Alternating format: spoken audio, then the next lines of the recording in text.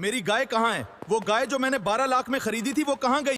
हर साल की तरह इस साल भी हाजी करीम बकरा ईद पर सबसे महंगी गाय ला चुका था। 12 लाख की इस गाय का चर्चा पूरे इलाके में था। लोग तस्वीरें ले रहे थे, वीडियोस बना रहे थे और हाजी करीम फखर से सबको अपनी कुर्बानी दिखा रहा था। पूरे मोहल्ले में किसी की इतनी औकात नहीं कि मेरी बराबरी कर सके। उसी मोहल्ले में बाबा सलीम भी रहते थे। उनकी एक बीवी भी थी, मगर गुर्बत ने दोनों की जिंदगी खामोश कर दी थी। बाबा सलीम हर साल लोगों के जानवर हसरत भरी नजरों से देखा करते थे। पीछे हो जाओ, खबरदार, जो तुमने मेरी बेल को नजर लगाने की कोशिश भी की। जितना बड़ा हाजी करीम का घर था, शायद इतना ही छोटा इसका दिल था गरीबों के मामले में। मगर हाजी करीम का बेटा असगर अपने बाप जैसा नहीं था। इसका दिल बहुत नर्म था। जब भी वो बाबा सलीम को दूसरों के जानवर आदास आंखों से देखते हुए देखता, हर बार अकेले क्यों तो खड़े उसके होते दिल में हैं? बस एक ही सवाल आता, अब्बू, बाबा सलीम अकेले क्यों होते हैं? उनकी कुर्बानी क्या नहीं होती?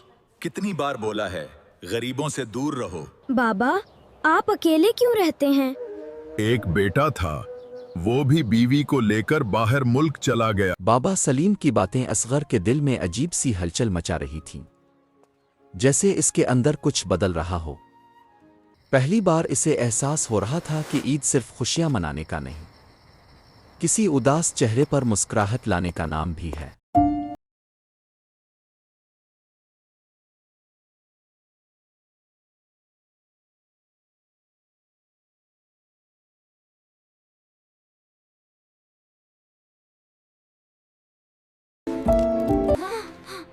अजहर बेटा, ये क्या कर रहे हो? अम्मी, बाबा सलीम को खाना देने जा रहा। मुझे तुम पर नाज है मेरे बच्चे। अपने पापा से छुप कर जाना।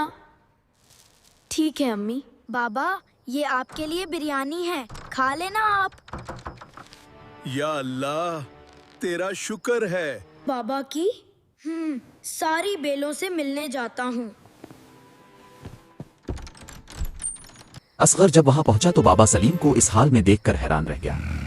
वो खामोशी से एक कोने में रात गया। हर साल सोचता हूँ इस साल कुर्बानी करूंगा, पर हमेशा बस खाली हाथ रह जाता हूँ।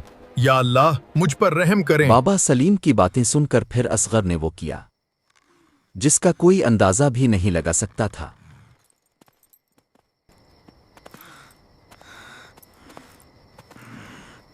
असगर को लगा था वो किसी की ईद बना रहा है, मगर इसे क्या पता था कि इसका यह फैसला बाबा सलीम को एक बड़ी आजमाइश में डाल देगा। या अल्लाह, मेरी पूरी जिंदगी गुजर गई, एक बार, बस एक बार कुर्बानी नसीब कर दे, तेरे दर का सवाली हूँ। या अल्लाह, ये किसकी है? कहां से आई है? या अल्लाह, ये तो उसी अमीर इंसान की है। मुझे उसे वापस पहुंचाने होगा, वरना वो मुझे और मेरी बीवी को मार देगा।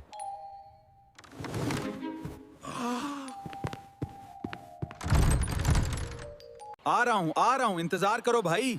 आ रहा हूं, इंतजार करो भाई। साहब, आपकी बेलों में से एक बेल गायब हो गई। क्या? कहां गई वो? क्या कर रहे थे तुम सब?